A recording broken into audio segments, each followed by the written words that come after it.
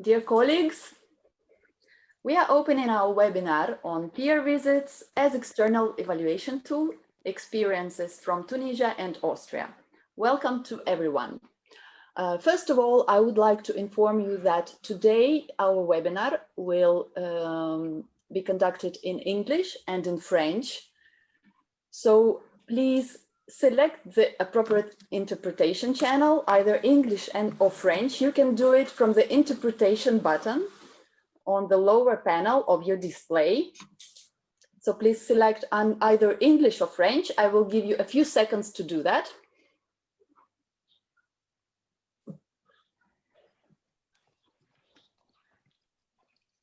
So I hope everyone has managed.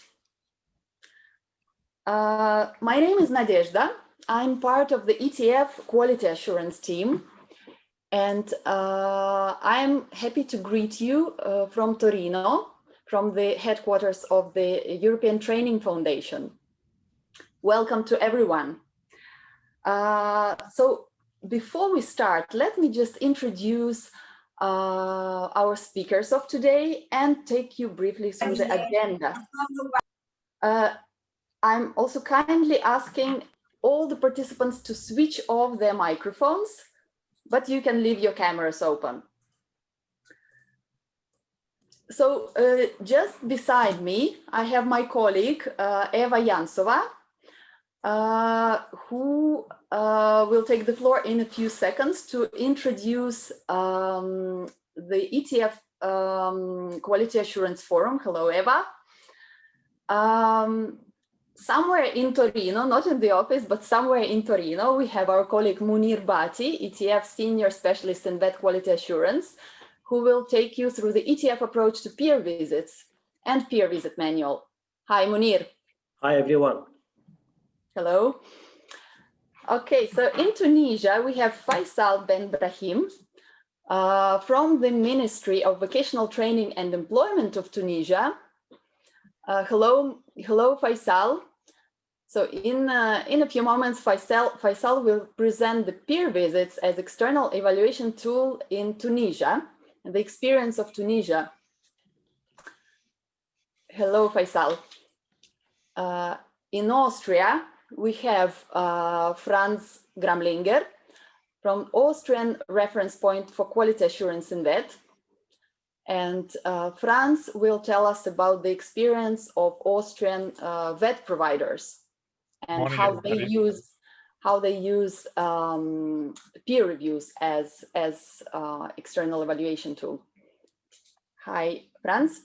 Hello. And in the UK, we have Kees Bromfit, the education and training expert, who will take the floor in the end of the today's webinar to highlight the key points from today's discussions. Hello, Keith.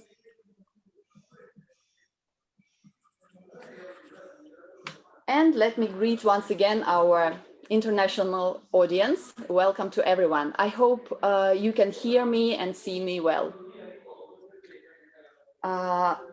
I also would like to, sorry, I forgot to present our technical support, Alessandro Martella, who is also just right beside me. In case you have any technical questions, just please write about it in the chat.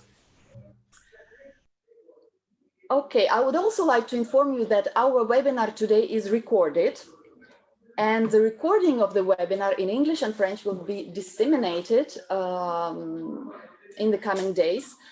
So you have all signed your consent for the recording. However, in case you have not agreed to the use of the recording, we recommend that you just switch off your camera and microphone and still follow the webinar. So now, just before we start, I will briefly tell you about the technicalities of the webinar and, let's say, the technical rules of the game today. Can we please project the display of Zoom? So once again, please keep your microphones muted when you're not speaking. So from the participants bar, right here, you can see all the participants of today's webinar. we have already said the interpretation. Throughout the webinar, we are inviting you to make questions to our speakers. You can do it in the chat. We will have a dedicated time for questions and answers. So my colleague Eva will be looking and gathering all your questions and posing them to our speakers when we have Q&A sessions. So please be active, make questions, make comments in the chat. So I hope that everything is clear and you are managing to follow. I am now passing the floor to my colleague Eva, who will present the ETF Quality Assurance Forum. Over to you, Eva. Thank you, Nadia.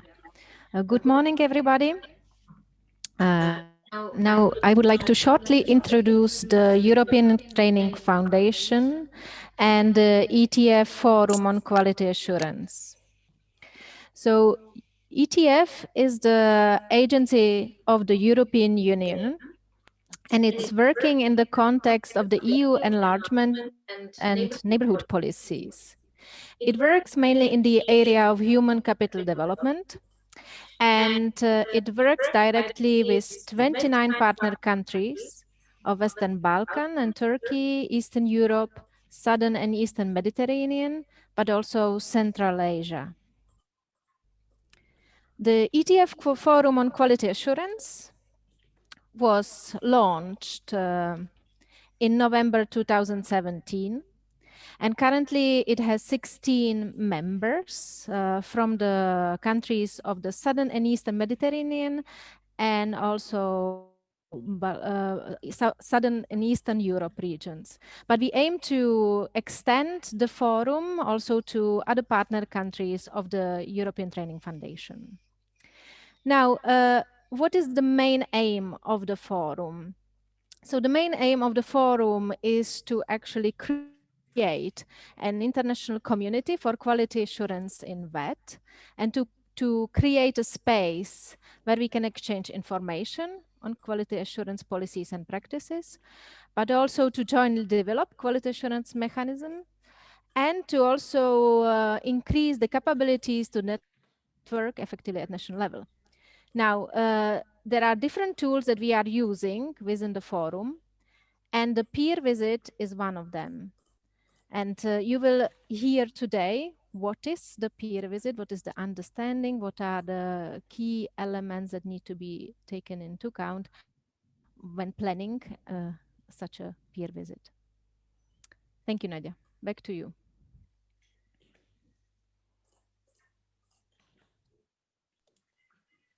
Thank you, Eva. So let's go ahead. And before passing the floor to Munir Bati, who will take you through the ETF approach to peer visits, we would like to launch a little poll, a small questionnaire, just to understand if you, our audience, have already used peer visits or peer reviews as external evaluation tools. So Alessandro, please, if you could launch the poll so you can see the question. Have you ever been involved in a peer visit or a peer review? You can just respond yes or no. We will just leave a few seconds to you.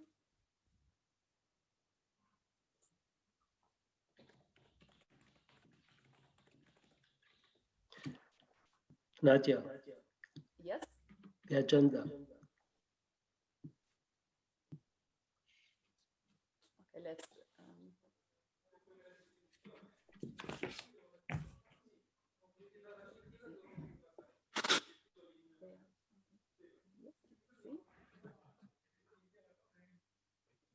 Okay. 2 more seconds.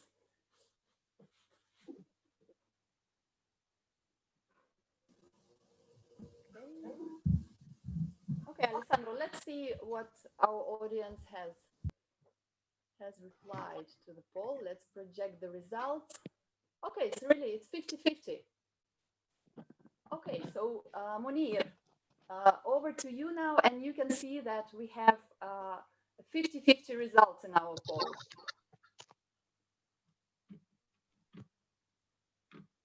Munir? Okay, thank you very much, Nadia. So we have half of the participants who took part already in peer visits. So let's see if our approach to peer visits stuck to them. So dear colleagues, dear friends, very welcome to this, very warm welcome to this webinar, in particular to the forum members and to friends and colleagues from many countries. The first part of this webinar will be an introduction to the ETF approach to peer visits. I will present that. Then I will interview Faisal Ben Brahim from Tunisia, because Tunisia hosted the first peer visit organized within the forum. Then we will move to another experience, another way of using peer visits in the context of a new member states, and it will be Austria. So let's start with the presentation. Nadia, I don't see my presentation on the screen.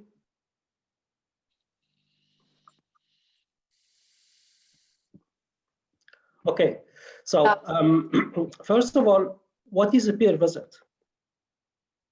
It's a form of external feedback, which is given by peers. The objective of that is to support, in our forum, in our quality assurance forum, the objective for us is to support a member of the forum in its efforts to improve its quality assurance system. And the idea is that a group of experts, which are the peers, are invited to give feedback on quality assurance measure.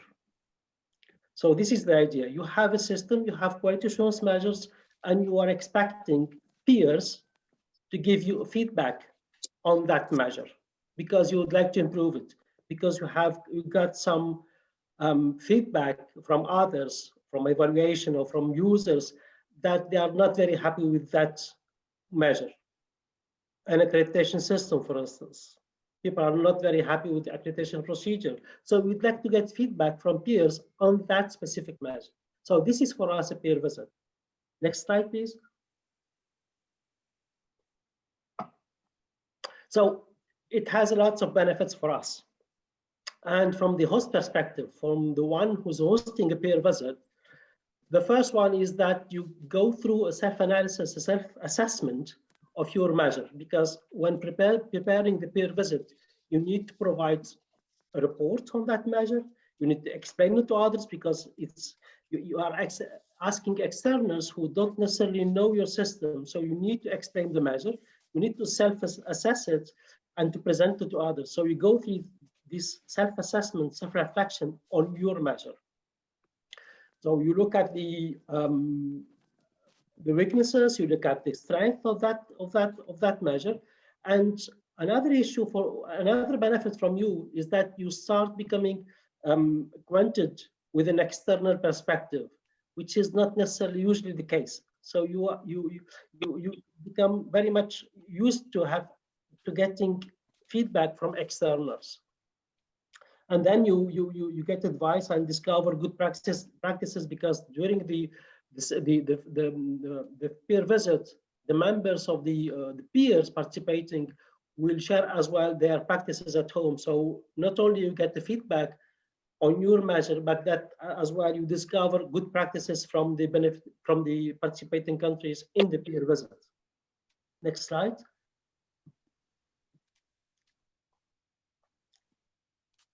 Now, for the peers, so we've seen the benefit from the host country. Now, the benefits of the visitors is that they learn about the national system, the different national system, with different approaches that can be benefit for them, that can be useful for them.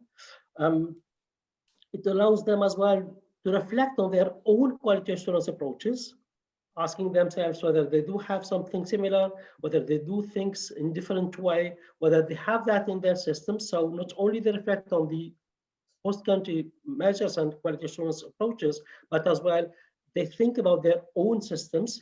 They discover good practices because they will discuss with the other members participating to the peer visit on their systems. They as well, they learn to give feedback, to give constructive feedback, and they engage with others in mutual learning experiences, which is very interesting.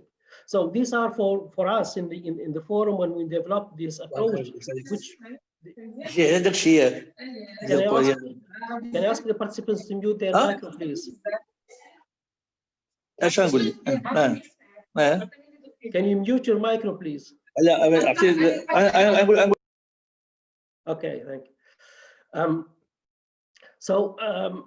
These are the benefits for both the host of the peer visit and then for the visitors.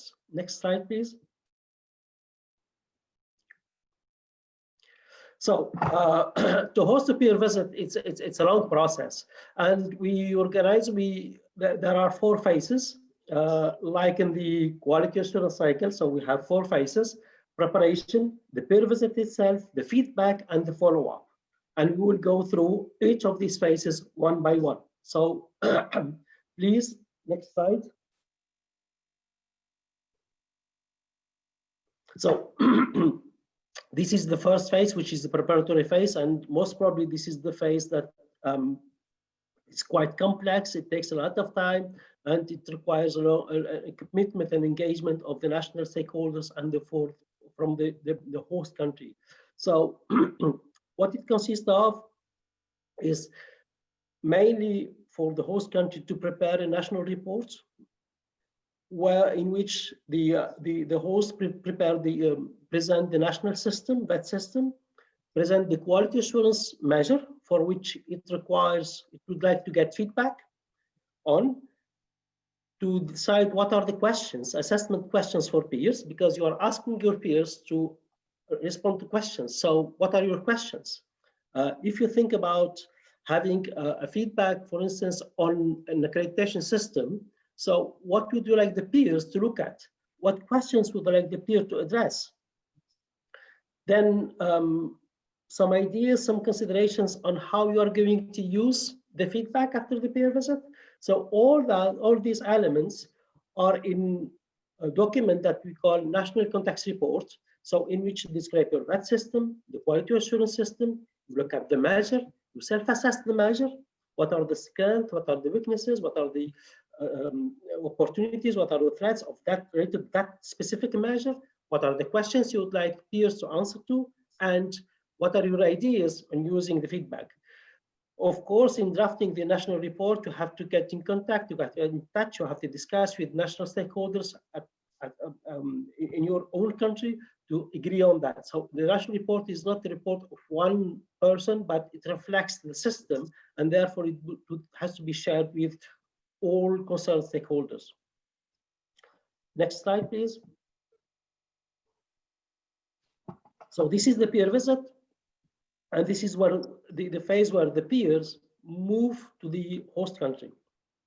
So there, the main objective of the peer visit, the main objective of the peers present in the country is to collect information and try to understand the quality assurance measure. So they've got the national context report, but then they need to check the accuracy of the information provided in the national context report. They need to conduct their own investigations. They need to gather, to assess data, and to discuss with other stakeholders. So it can take the form of meetings. It can be roundtables. It can be visit to institutions, talking to individuals, to stakeholders, and try to understand and to collect as much information as possible about the quality assurance measures or measure. Don't forget that the objective is at the end to give the feedback on that measure, and you answer the assessment questions posed in the national context report. So the idea here is that in addition to the national context report, peers need to understand the system to be able to provide a constructive feedback. Third, next slide. So in our approach peer visit, we thought that the feedback can be given in two different approaches, two different forms, either a single feedback or a joint feedback.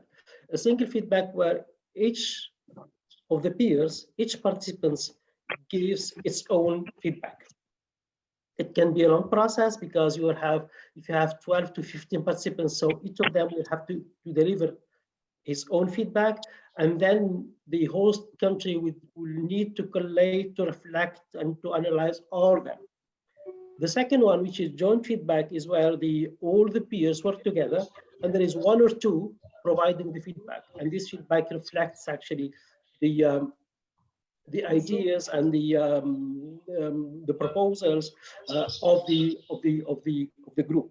But it requires as well a lot of preparation from the peers, but is much more useful and easier to take into account by the host country. So we have two different forms: single feedback, where each of the participants gives his own feedback, and you have joint feedback, where all the peers work together to deliver a joint feedback.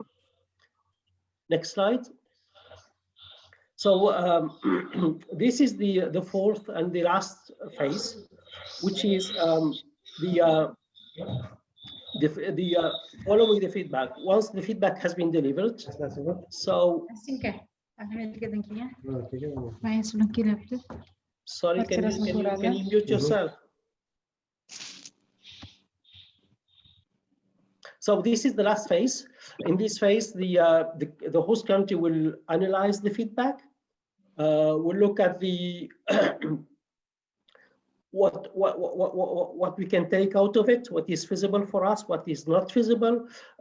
If there are any other stakeholders with which we have to share the feedback, and whether we have to plan to implement some of the measures or some of the recommendations that came from the peers, and we start the implementation. So this is the very important phase, because all the process, I mean, and the idea of hosting a peer visit is to get feedback that can be useful to improve the system. So this is the last phase in which the host country implement or give a follow-up to the recommendations and the feedback they've got from the visitors. Next slide.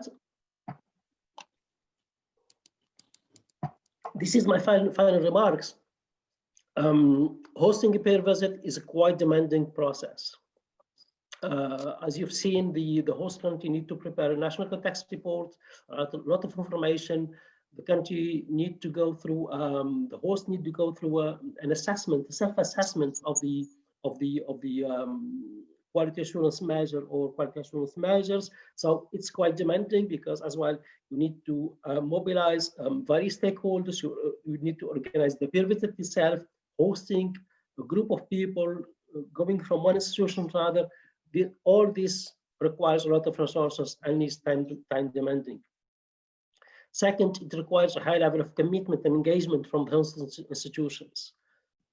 The idea is to get feedback. So you have to open up your system. And it's not always easy to open up a system and recognize that something is not working as you may want it to work. And so if you are not committed or not engaged, you're not willing to get to use the outcomes of the peer visit to improve your system, rather not organize it.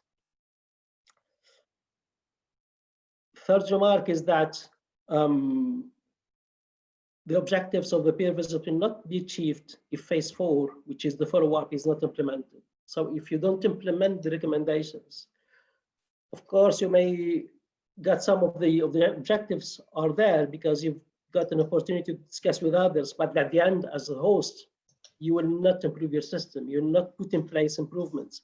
So the fourth phase, which is most probably most difficult one, because you have to reflect on your system, you have to change the system sometimes. It's the more difficult one, but as well, it is the final phase, and it's the most important phase. So this is how we designed this approach.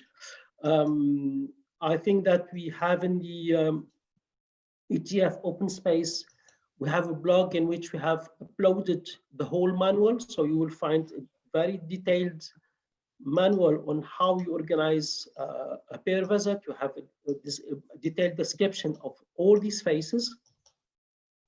If you have to look at that, you will find all this. So now we would like to take you through an example of using, of organizing a peer visit. And here I would like to ask Faisal to join us. We were thinking rather than having a presentation, I will interview Faisal, and we will take our questions from the chat, and we will ask him, take them, ask Faisal to reflect on them. But for the interview, we have a couple of questions we would like to ask Faisal on how he dealt and how he organized this peer visit. So, Faisal, are you there?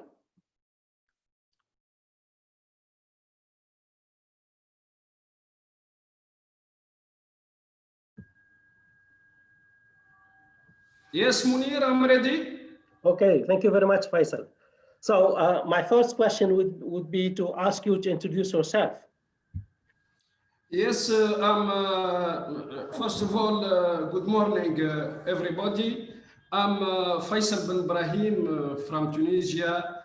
I'm director of the evaluation and the quality of training within the Department of Vocational Training and Employment at the Ministry of Youth, Sports and Vocational Insertion. And my function in this department consists of managing the activities related to the quality assurance field within the ministry, intermediary agencies and vet centers. Now, for example, we are contributing in the projects of implementing quality assurance standards in the National Agency of Employment, NET, and its regional offices. And also, we are contributing in the project of the implementation of standard related to work-based learning for enterprises. And at the same time, I'm also the national contact person within the ETF Quality Assurance Forum in VET. And in this, for this function, I ensured many activities related to the activities of the forum, like preparing the quality indicators, mapping the using of these indicators, our participation in some surveys, and all of events organized by ETF, like peer review and peer visit. Okay, thank you very much, Faisal. Now, I have a couple of questions about very specific to the peer visit.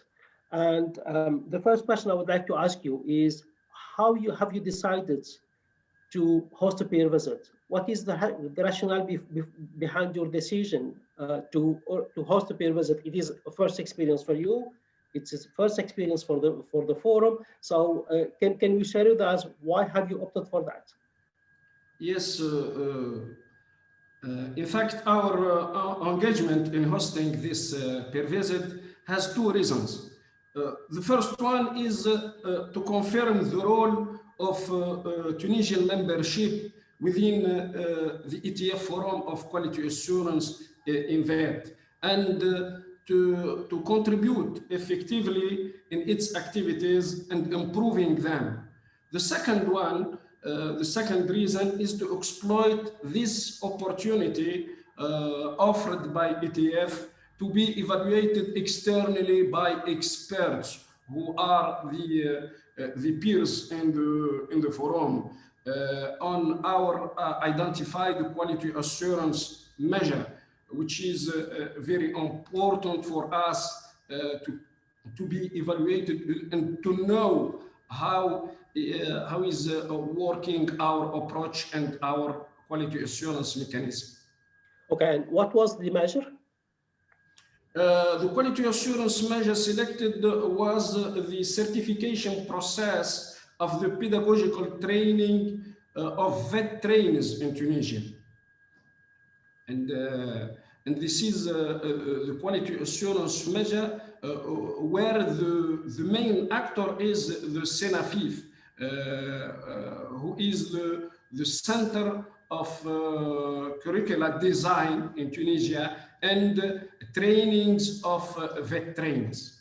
So you are putting in place a process by which you are certifying the pedagogical competences of trainers. Yes. And what phases of the look at the quality assurance cycle, the 4 phases, at which phase was the process when we organized the peer visit? Yes. In fact, according to the quality assurance scheme, PDCA, plan, do, check, and act. Our mechanism, our quality assurance measure, it was at the accomplishment of the design process and at the beginning of the reflection about how to implement this process. So it's in the between the 2 steps according to the scheme PDCA. Okay, and can you tell us a little bit about the preparation of the peer visit? What have you done to prepare the peer visit? Yes, about the preparation and also according to what you present before, it means two kind of works. The preparatory work is divided in 2 steps. The first one is the coordination work. Coordination work, it means we prepare the involvement of stakeholders on this experiment, and we establish a work team to prepare all the documents and the reflection about the quality assurance measure.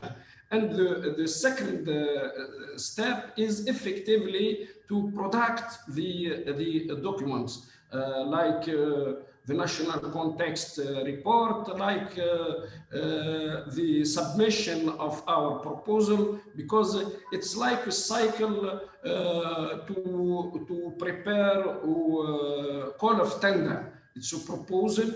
You prepare your all your documents, and then you prepare the note of submission to ETF. And also there is another phase before some days to take the peer visit, is to prepare the document for participant, the agenda, the project of agenda, the list of participant, etc. Okay, so my next question, and this question is being as well asked in the forum, is what were the outcomes of the peer visit? The outcomes of the peer visit for us is to receive peer feedback from our colleagues, the peers. And this peer feedback is about the strengths and weaknesses of the quality assurance measure selected. And also we hope to learn more from peers about the quality assurance measure. So according to their experience in their countries, in similar cases, for example, and their backgrounds about for example, the training of trainers and the certification of the process of training, how they can express their background on this topic. And also, we have the aim to promote the ETF Forum of Quality Assurance and involve our national stakeholders in an international discussion and debate with experts. And finally, particularly for our quality assurance measure, we have the outcome to discuss the possibility of taking into account the quality assurance measure as a criterion, a good criterion in the accreditation of vet provider as well private as well public vet provider. Yes, Faisal, these were the, I mean, these were your objective. Somehow your objective, you think about this when you're organizing the peer visit. But yes. My question was about what were the results? Yes. What the peers told you about this measure? Yes. For peers, I think that we obtain many things after their reaction and their feedback. First of all, the relevance of the quality assurance measure as useful and the crucial mechanism in our system to boost the quality assurance of trainers done by the SENAFIF was confirmed, and stakeholders, national stakeholders, became more convinced on that quality assurance measure. This is the Faisal, let me interrupt you. So the fact that the peers told you that this is very good thing, and yes, you have to continue that. So this comforted a little bit you and the other stakeholders that you are on the right way by implementing this process of certification of trainers. Exactly. Okay. Exactly. This is the first thing. The second thing is that now the pedagogical, the recognition of the pedagogical training, it was enhanced by this peer visit. Because when we present and show our quality assurance measure related to this process, all of stakeholders and participants in this national event and international event were convinced about this pedagogical training. So it's more also recognized nationally and I can say also the reflection about national plans to implement the process, because peers discussed in the peer visit this topic also, how to implement. They give us some reflections about the plans to implement and to go on. So our colleagues in SENAFIF appreciated the comments about implementation, about the possibility to implement our process of certification, the pedagogical training. Okay, so the last question, and this has been asked as well in the chat, and which correspond to the fourth phase. So what have you done with this feedback? After the peer visit? Yes, I mean, you got this feedback from the peers, you got recommendations. So can you let us know what have you done with these recommendations? Have you, I don't know, have you changed it with the system? Have you revised your process? Have you, I don't know, I mean, what have you done with that? The process, as I said, is ongoing now. In the SENAFIF, the reflection and they have elaborated an international call of tender to implement the process. They have now one thing which is stable, which is, we can say, which is validated and discussed and deeply debated with the stakeholders. Then they can now implement effectively the process. So we have one consensus between the ministry and the CENAFIF, the Center of Curricula Design and the Training of Trainees. So now it's the moment to effectively implement the process. Yes, but can you identify any improvements in your process? Yes. Which is closely related to the feedback you got from the peers. Yes, there is something which is, in my point of view, is very important as a manager in the ministry, which is related to the regulation aspect. Because as you know, the process must be in accordance with our regulation, our framework of regulation, legislative framework, and the idea to integrate this process and the regulation framework is now very clear. And with colleagues from CENAFIF, we work in that side. Okay, thank you very much. Thank you very much, Faisal, for I your time. have one word to say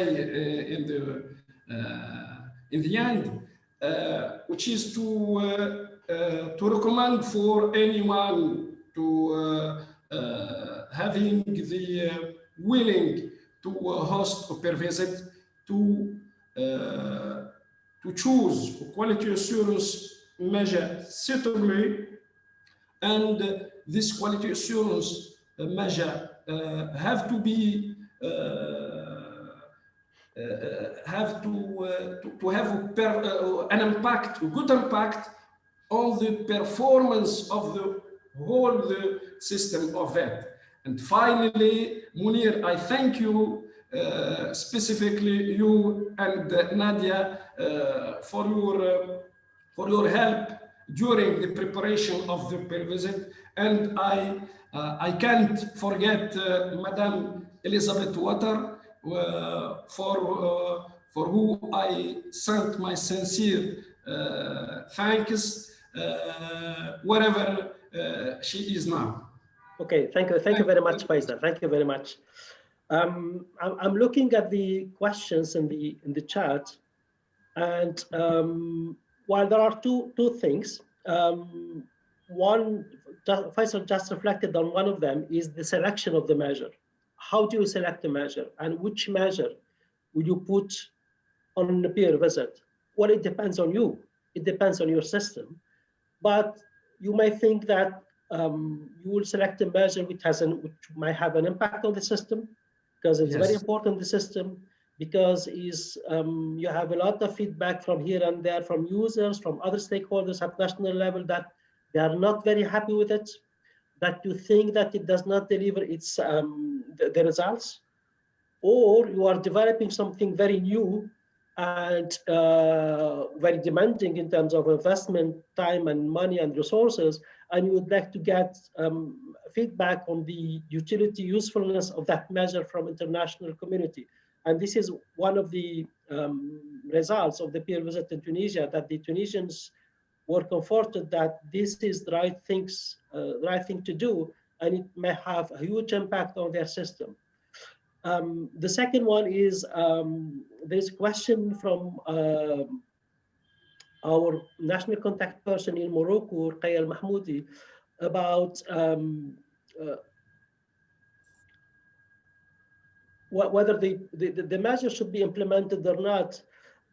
For us, I mean, a measure could be at different phases of the quality cycle. So it could be either a design phase, and therefore you would like to ask questions and you get feedback from peers on that design phase. It can be an implementation, evaluation, review. So it can be at any phase. But there the questions, the assessment questions, remember that in the national context report, you need to identify some questions that you ask the peers to think about.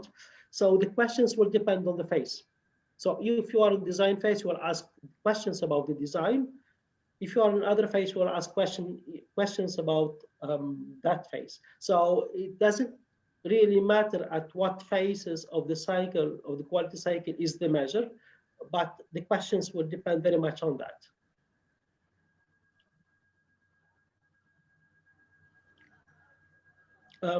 Eva, have you picked up any questions from the forum, from the chat about the peer visits? Yes, I still have a few questions. You have already addressed many of them, but there was a question for Faisal. How was the peer visit perceived by the key actors in the country, and have they also assist you in the preparation? Yes, as I said, the key element in the preparation phase is to establish a work team. This work team is a combination between members from the ministry, from the reference institution, from the partners, and in the moment of the preparation, when the stakeholders are involved and participate actively in the work, they can also continue to participate during all the process of the peer visit. So for us, we have this idea that exclusion in the first steps of main actors is a threat. So we must avoid this threat. So we must assist them in the first steps of preparing the peer visit. Thank you. I would still like to pose one question. I think we have still a couple of minutes. And there were several questions related to the recommendations and how the recommendation were transformed in concrete actions. Now, you have already responded to this. So I would still ask you one last question. What was the most difficult in implementing the recommendation? Whether you could pick up some example. So what was the most difficult, and how long did it take to transform actually the recommendation into concrete actions? Thank you. The difficulties are always still exist. And during now, for example, now when we have to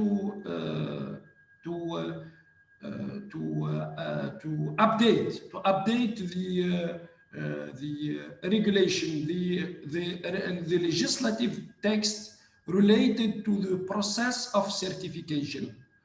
We have to take into account many factors, and this is one difficult which we have to surmount, and there is other difficulties in the future, like recognition of this certification when it has to be implemented effectively. The recognition of the certification, certainly we can discover any difficult, such as if you give training of vet trainers who are in exercise. So the trainer is a trainer, is actually a trainer. But when he is confronted to the certification process, the success to be accredited or to be certified is not acquired usually. So we have to think about the possibility to not accredit the trainers who are actually trainers. So this eventuality and this idea must be more discussed in the specialized team. Thank you. If I may say some words about that before moving to the Fran's presentation. Colleagues, the peer visit to Tunisia was about the certification process of the pedagogical competences of trainers.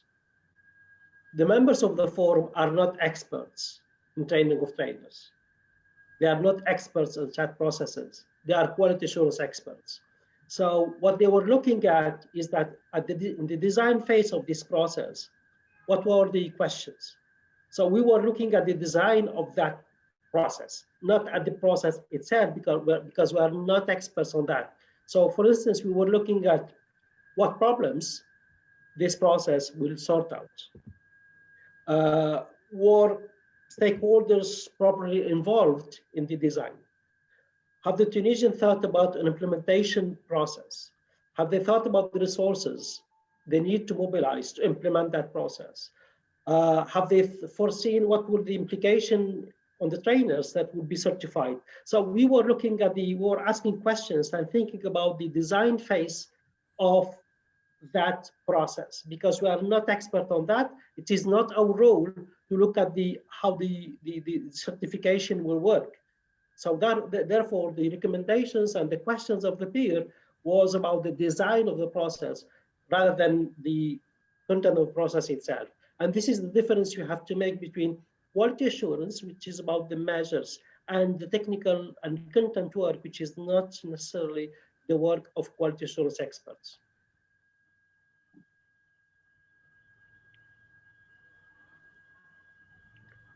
Thank you very much, Munir, Faisal, Eva.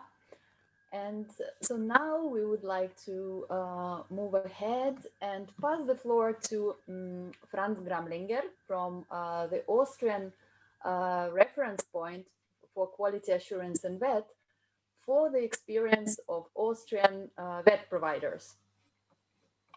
Franz, over to you. Thank you very much, Nadezhda. If this is okay for you, I would like to share my screen and open my presentation from my laptop. Is this okay? Can you see it? Yes, yes, okay. We can. Just a short, so what would I like to do? In the preparation, I was told I get 20, not 15 minutes, so now it's let's say I have 17 to 18, so we're a little bit late, but I think this will work quite fine. Before going through my short presentation, 2 sentences: where I am from, who I am, and where I'm from. So I'm the head of the Austrian reference point for quality assurance in VET. So we are one of the reference points within EcoVET. So we are in the network of EcoVET for quite some years.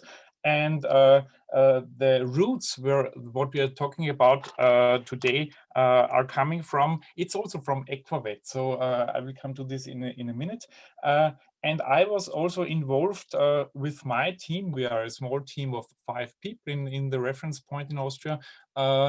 I was also involved in the design of the whole method of the peer visit and also the manual, together with my colleague Michaela, with Elizabeth Waters, and with Munir and with Nadezhda. So what you will hear now will sound rather familiar to what you have heard from both Munir and also Faisal. So don't it won't be a big surprise.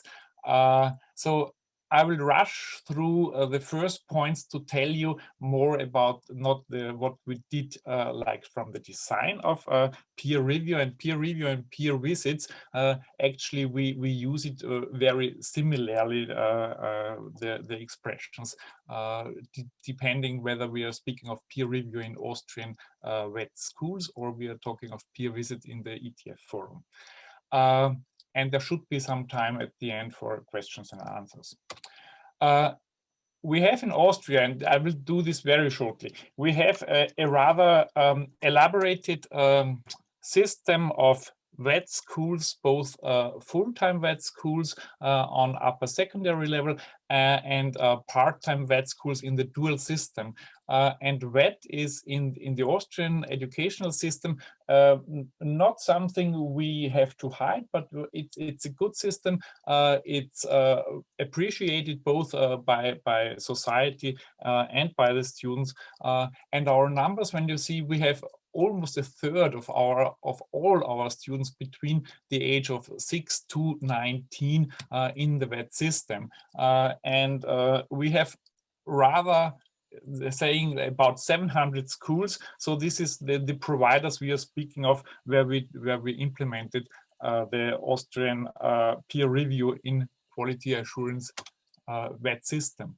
We have and I will say to have, we had a quality assurance system that already started in 2004, especially for our vet schools. So QIBB, that's the quality initiative for the vocational and education for the vocational schools, both in the dual system and in the full-time schools.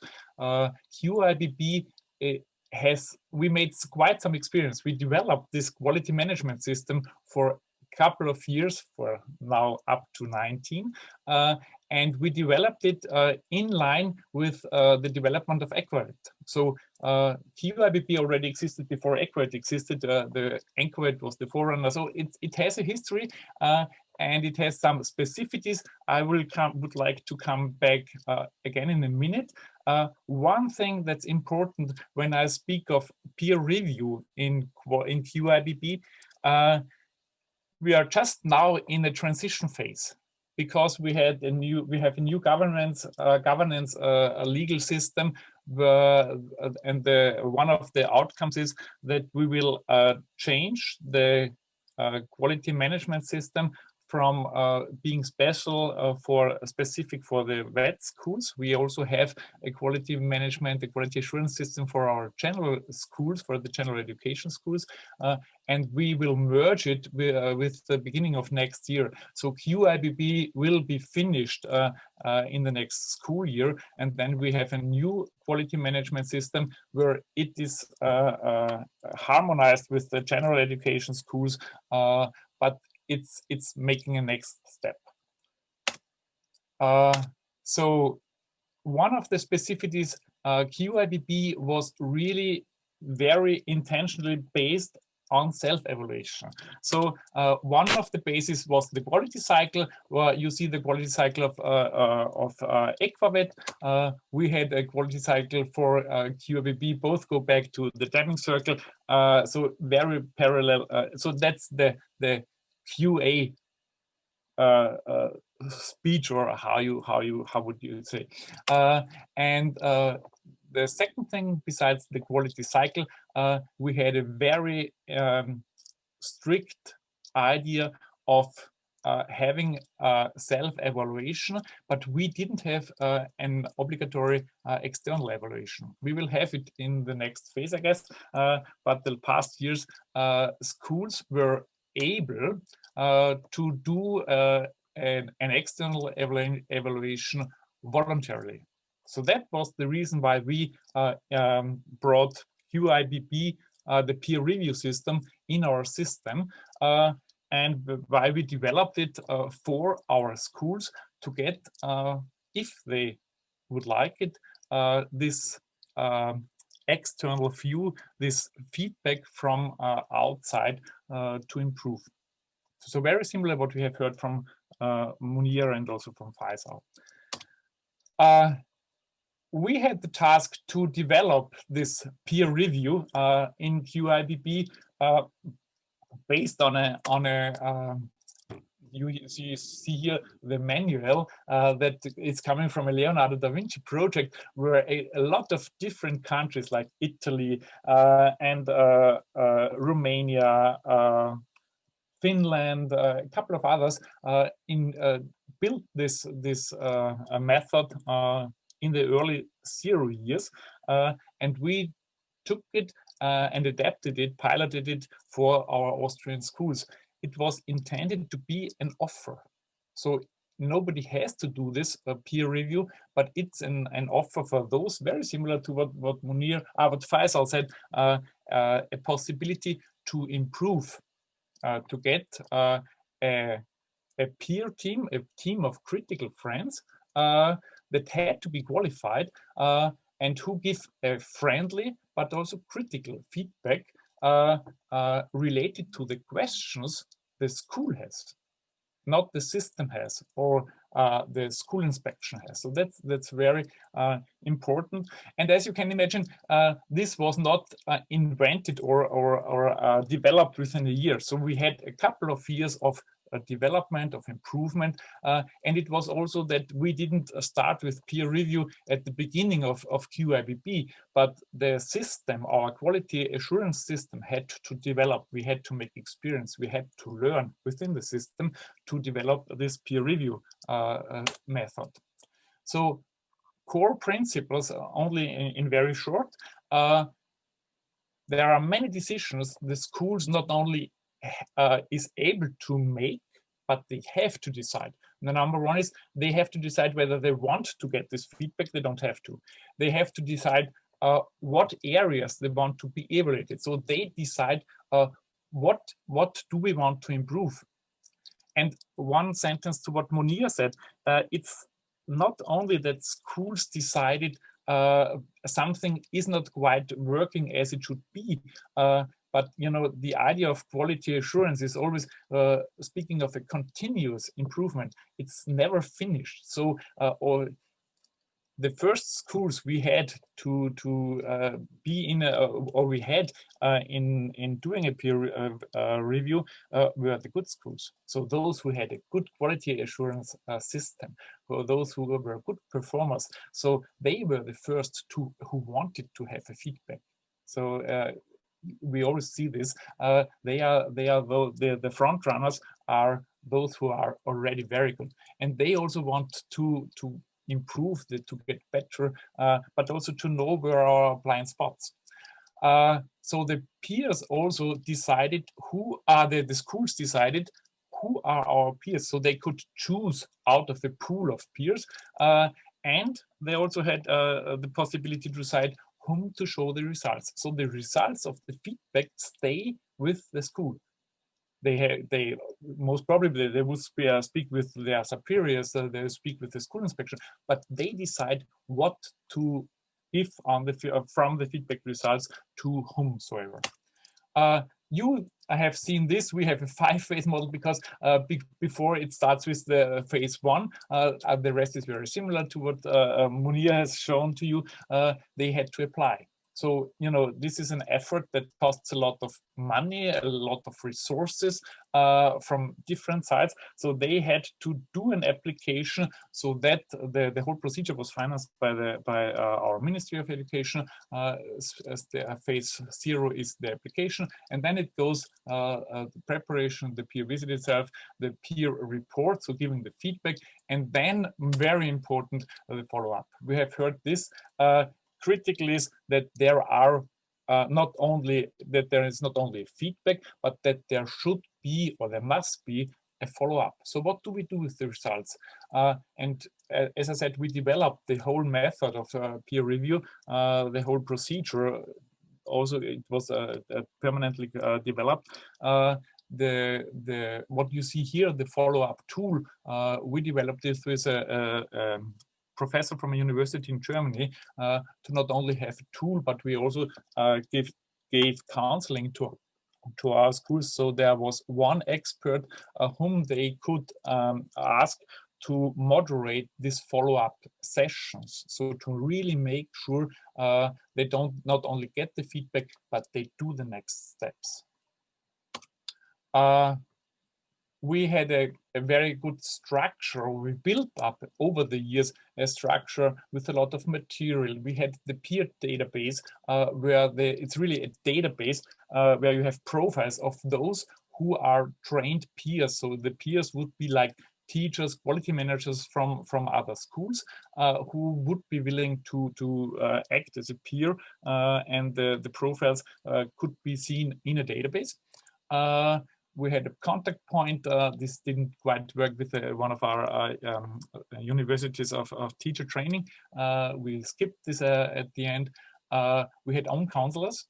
We did a lot of marketing to also promote the method, because it's not that there were hundreds of schools who volunteered for do a peer review, but we also had to tell the schools, so what's the benefit for you? We had evaluated our method, and we had a fixed like a steering group from Aquavet, from the PH Kärnten, and from the ministry. So this is like we had an access to a peer database where you need a password to see the profiles of the peers. The peers had also to do a retraining at least once every second year to stay in the database, so to have a pool that's really qualified. And we had a large. I won't go through the through our web page. We have still the web page is online. It's only in German. I won't do this right now, but in the presentation you have also the links to this web page. And as I said, we had, as you see on the left bottom, in the left corner on the top, we had a lot of like documents, formulas, guidance, but also videos to explain what it's for, and also to improve the decision making in the schools, whether they do a peer visit or not. And at the end, they got a reward. So we had really a formal ceremony where those who succeeded going through the whole process, who finished, who did the follow-up, then they got, the schools got a certificate. So these are headmasters from schools who succeeded the peer review in, don't know, 2000 and something, and then they got not only their certificate, but they also got like a specific a logo with the year on that they could put on their school web page. It's like you get like an ISO certificate. This was the peer review in QIBB certificate. So 3 more slides. The benefit, and that's also what we told the schools when they had to decide, will we do the effort? It's like the same as Faisal had to decide, will I be the first who does a peer visit on the system level? So we tried to, as we thought we have a good offer and it's worth to going through. So what's the outcome for the schools? Because it's not obligatory, but it's voluntary. So the feedback, that's the most important thing from colleagues. It's not from the superiors, so it's not from school inspection, but it's a feedback from a critical friend.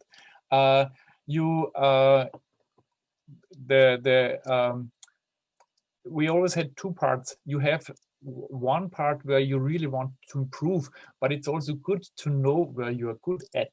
So get like a confirmation on different parts, like it says, assuring themselves of the quality of their offer as the schools.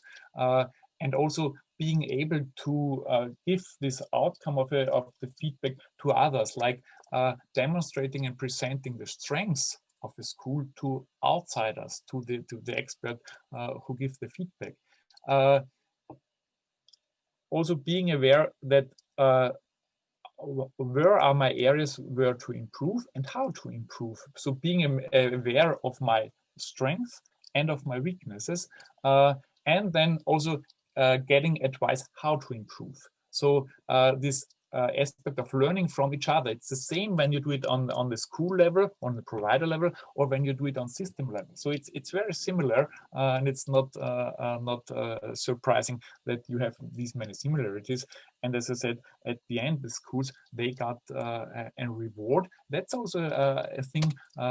It's also a marketing aspect, as our vet schools usually they are in competition for their students or because of their students. So it's something you can put and you have a label. We also told the schools when not to do a peer review. Number one is this is that's when you need quantitative data. Then do a research, do a questionnaire whatsoever. That's a qualitative procedure, a qualitative method where you get a lot of information. But it's the quantitative data you need in advance to get this qualitative procedure. If it's simply or strictly for marketing, then it's not worth doing all the effort. If a school doesn't want to have this feedback, if it's sent, if like the school inspector or somebody in the administration says, you should do this, you have to do this, then it's the wrong way to do it. Then it's not, doesn't make sense to apply for a peer review. And that's also what Faisal said. You have to bring as many people, like teachers in your school on board. So it's not a thing that only the headmaster or like a quality manager in the school does. It's something more than these two have to be interested in and to work for it. So it's really something, an effort from the whole provider, from the whole school. Yeah. And that's one of the outcomes. Peer review will be successful if as many people as possible are involved. My last slide. It has been, and we had no peer visits in our peer reviews in the last 2 years. It's a lot of effort, and the outcome of our evaluation is the effort is worth doing it for all parties, for the system, for the school. The system improved a lot. The schools got a very important feedback, and also for the peers, because the peers learned a lot themselves. The structure, the support structure is necessary. And at the end, the effort was worth from the feedback. So the satisfaction rate of the schools was quite high.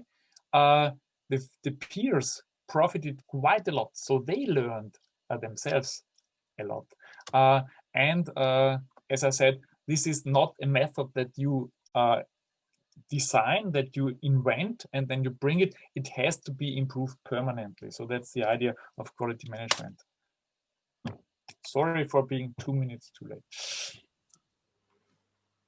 Thank you very much, Franz, for your presentation. And actually, I'm again inviting our participants to take this opportunity and to make questions to our speakers. They're here for you to answer them or comment. So now, before we actually go to the Q&A session, we have now heard 3 presentations. So one about the ETF approach to organizing peer visits, another on how this approach was used in Tunisia to request feedback of external peers on the certification process of vet trainers, and how peer visits are used by Austrian vet providers.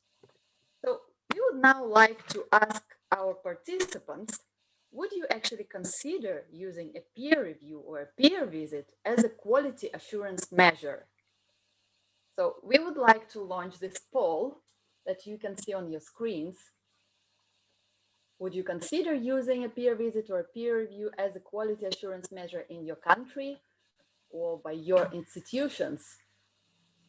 So please take your time to respond.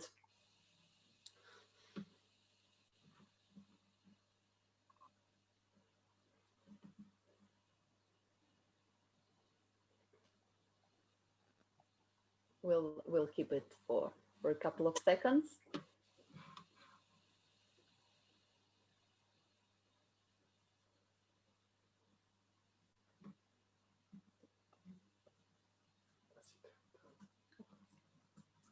A few more seconds. Okay, I think we can close it, and let's see what our participants say. Wow, we have 88% of our audience who would consider using a peer visit or peer review as a quality assurance measure, and 12% who don't know. We have no answers. So it's we have been convincing. Thank you to our participants. And now I would like to give the floor to Eva and Munir and open the question and answer session. Do we have questions from our audience? Eva, Munir? Yes, Nadezhda, we have, and since we don't have much time, I will try to pick up few, and then we can continue also on the ETF open space, which will be introduced at the end. So first question to Franz is connected with the issue of peers. So you have said that you have a database of peers. Now the question is, to provide recommendations, you should be in a way qualified and able to do it. Are there any requirements for the selection of peers? As I said, to be in the database, we had three necessities. Number one, the people who, as a peer, you are on the same level, so giving feedback on the same level as those who are getting the feedback means usually they have to be practitioners in schools who have experience in quality assurance. In our school system, in each school, there's one teacher who gets like 2 or 3 hours per week paid to doing the job as a quality manager. So they have to have experience in quality management. They have to have a training. So this would be usually a 2 days training with a short like a test at the end. And they have to do the retraining, as I said, every second year. So to not have very people who didn't do a peer review or haven't heard of this like for a couple of years, they would get they would be skipped from the database. Thank you. Then there is a question, more kind of technical issue. So are peers involved on voluntary basis, or are they also paid to be peers? And if they are paid, are the funds provided by the central level or the schools? That was one of the most difficult questions, because usually the peers would be teachers, so they would get some kind of remuneration. It would not be a payment like somebody from being a trainer who get a salary for each day he does. I can say we had different. There was a team that the team leader of the peers. Usually we had teams of 4 who do the peer team, and the peers would get like a kind of remuneration, not a payment, but something like a thank you, as for like 300 to 400 euro for the whole procedure, which lasts quite some time. And the team leader would get like a little bit more. He would get like 450 or something like this. And this money comes from the ministry. So the financing of the peer review and also the travel costs, because the school where the teachers are from, they had to agree that they are going to the peer visit. So this would be like 2 or 3 days where they are off. They have to do the preparation and so on and so on. So it's an investment both from the system and also from the schools where the peers are from. All clear. So now it's a bit more common that I would like you to to think about the fact that schools can choose themselves, their peers. Isn't there a conflict of interest? No, on the contrary, they have to make sure that the peers are able to answer the questions. because you know you have a wide range. We had quality areas, we had 12 quality areas, and the rule for the schools is you have to choose one pedagogical area and one hour. So it was you can't do a peer review on everything, but you have to choose specific areas. You have to address it, and then you have to look which persons are qualified or have in their profile the possibility to give some kind of qualified feedback. And it's more like we were, as Aquavet, being involved. We would also like being intermediate to look for peers who would fit and who would be able to answer the. So it's more like. It's not that, you know, we also thought that when we started the peer review, we started whether you could also do a twinning, so that you have one school that gives the feedback to the other and the other way around. So this would be a give and take. So this is much more the danger, that you would give a nice feedback, because then at the end you get the others giving you the feedback to you. So we would make sure that they have, and we had strict rules where it says you have to have one peer. We try to have practitioners and also foreign peers from other countries, at least one from the 4. You had to have different kind of types of schools and so on. So we had rather strict rules, but the decision at the end would be with the school. Perfect, thank you. So one last question before we move to the final point. You mentioned already that each school can decide on the team to focus on. Now, wouldn't it be preferable to focus on a common team for many different schools to come up with some recommendations that can also be moved to the system level?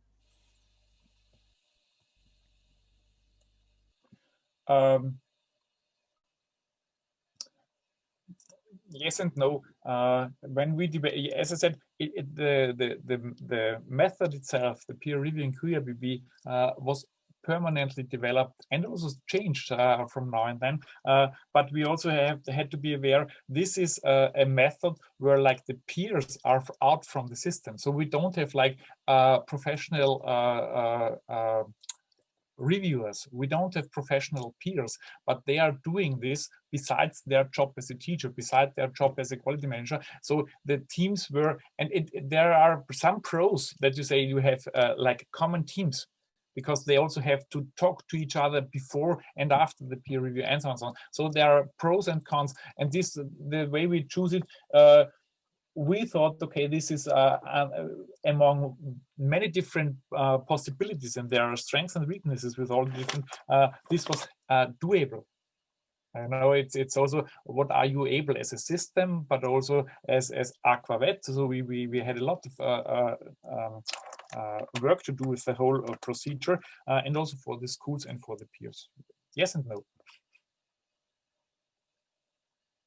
Thank you.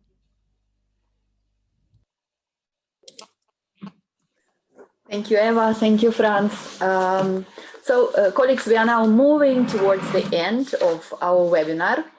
And as it has become already a very appreciated tradition of our ETF QA Forum webinars, I would like to pass the floor to Keith Broomfitt for concluding reflections on today's presentations and discussions. So Keith, what would you like to highlight from today, also based on your very rich and long experience in the European Network for Quality Assurance in VET? Over to you, Keith. Thank you, Nadia. I think it's clear that peer review is becoming more important. The trend is towards peer review, both at the national level and the international level. That's very clear. And I give perhaps 2 examples. I'm currently doing a peer review in Ireland, an international peer review, which is 5 days. So it's quite a long process, but it's a 5-day peer review to look at quality assurance in a very large region of Ireland. So that's an international peer review. And it's interesting listening to colleagues when I compare what Ireland is thinking of in terms of selection of peers. And the Irish model is very much driven by government and government regulations, government reports, production of materials and data for the government. The other peer reviews I'm involved in are in the UK, and these are quite different. These are based on individual providers asking for support. It's almost a consultancy model.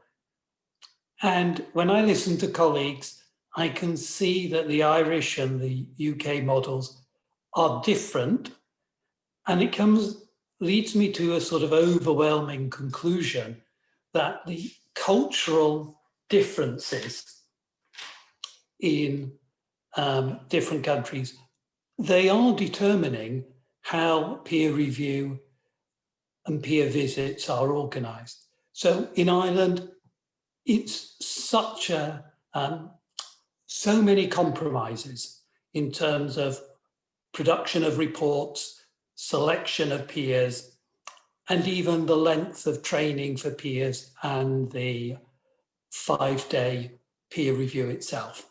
So very interesting to listen to France and about the different approaches taken in Austria. But in the UK, almost a casual, informal peer visit model, organised locally and all information kept confidential to the vet providers. No government involvement, no inspectors involved. So we've got quite a lot of different peer review models, but I'm absolutely certain that the culture of the systems are determining how organisations develop their own peer review, peer visit processes. And when I read that Leonardo report on the development of peer visits that Frans talked about, I find it very interesting that that methodology from Leonardo project has developed slightly differently in individual member states as their cultural approaches are different and they want to highlight different aspects. But finally, I think I would say the critical thing is getting everybody who's going to be visited to be involved. So it's not a bunch of outsiders doing something to a vet provider or vet system. It's the people within the vet provider or the vet system doing something for themselves and developing that sense of ownership by the hosts of any system. That's the really critical thing. So as Faisal talked about the need to get a team together and to work on the team as preparation, the preparation is really critical. And finally, one of the things that always we know we have to think about in quality assurance is what is the impact of any of these activities? What changes? How does anything get better for the learners? And sometimes on a peer review or peer visit, the planning, implementation, evaluation is very strong, but making sure something happens as a consequence, there is an impact which benefits the learners, that's really quite important. So it was good to hear Frans talk about that final stage in terms of impact and the changes from the vet provider.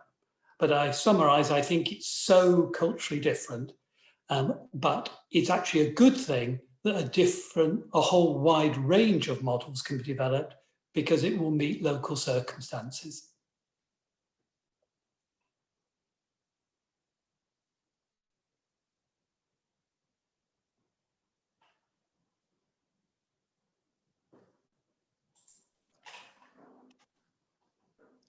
Thank you very much, Keith, for these concluding remarks. before getting to the end of this webinar, I would like to share with you a couple of observations. Do you hear me well? Okay. So Yeah. the first one, there was a question on the forum about the membership in the forum. For the time being, the participating countries are 16. They are from the southeastern Mediterranean region and from the Balkans and Turkey.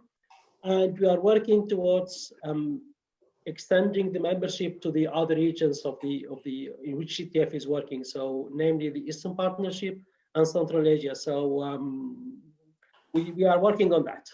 So in the coming months, we will have some announcement on the enlargement of the forum. The second thing is about the peer visit in Tunisia. We've got a very nice report, very nice report, but there is a but. We couldn't share it with the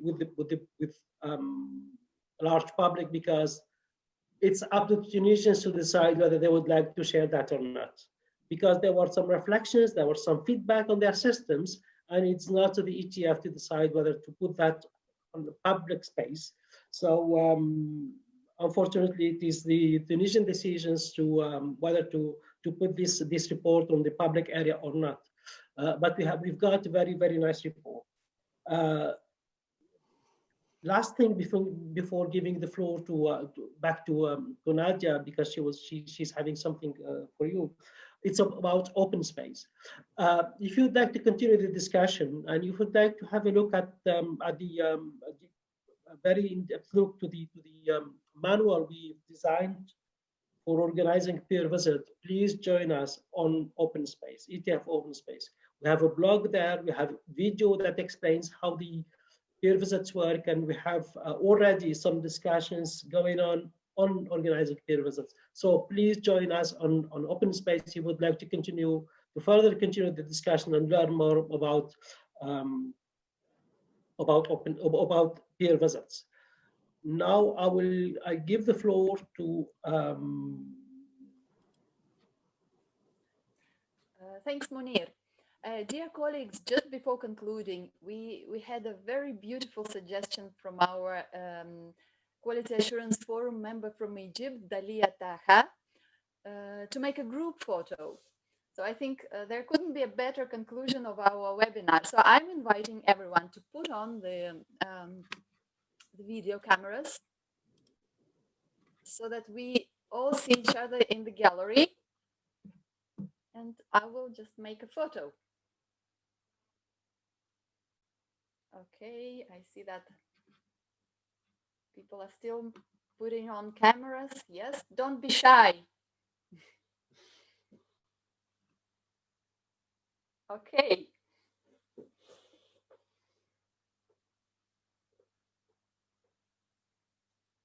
This is a great family photo. Thank you, everyone. And goodbye. Thank you for being here. Thank you. Thank you very much, ETF. That was nice to see you, Nadezhda and Eva. Thank you. Thank you very much. Thank you very much. That was very pleased to see you all, our Tunisian friends as well. Thank you. Thank you, Firuza. Thank you. Bye-bye. Goodbye. Right.